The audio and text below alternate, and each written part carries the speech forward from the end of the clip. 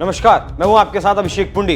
मध्य प्रदेश चुनाव अपने अंतिम पड़ाव पर है और कांग्रेस और बीजेपी पूरी ताकत इसमें झोंक चुकी है। ऐसे में राजनीति जो ना कराए टिकट के लिए भाई भाई आमने सामने है, तो कहीं रिश्ते तार तार हो रहे हैं, कैसे में कहीं परिवार आमने सामने है। ऐसा ही एक परिवार है दिग्गी राजा का परिवार, जहां एक तरफ कांग्रेस है तो दूसरी तरफ बीजेपी है। क्या है पूरा मामला, इस रिपोर्ट में देखिए।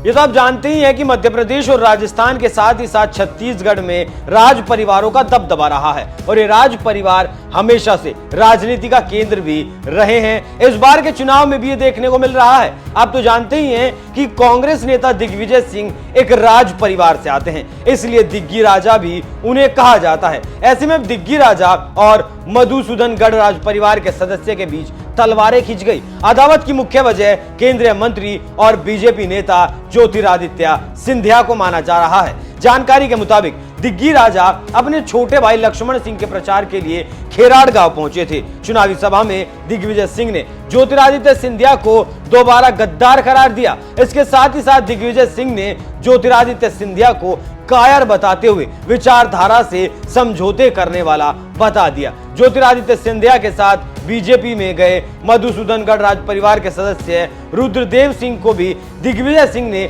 गद्दार करार दे दिया। दिग्विजय सिंह ने मंच से बयान देते हुए कहा कि उनके भतीजे ने भी गद्दारों का साथ दिया। आखिर क्या नहीं किया इस परिवार के लिए, लेकिन उसके बाद भी गद्दारी की और गद्दारों के साथ मिलकर हमारा विरोध करता है, शर्म आनी चाहिए। इससे आप समझ सकते हैं कि दिग्विजय सिंह कितने नाराज हैं और क्यों हैं।